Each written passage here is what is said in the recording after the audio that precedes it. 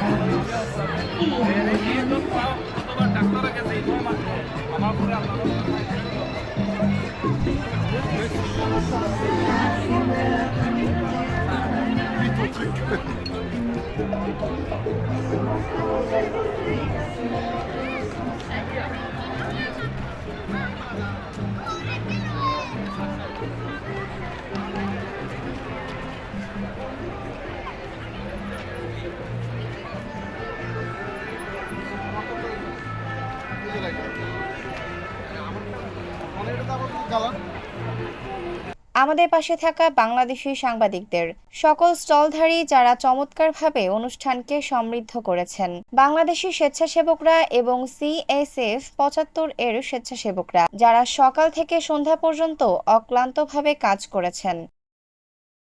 Rashed, France প্রতিনিধি।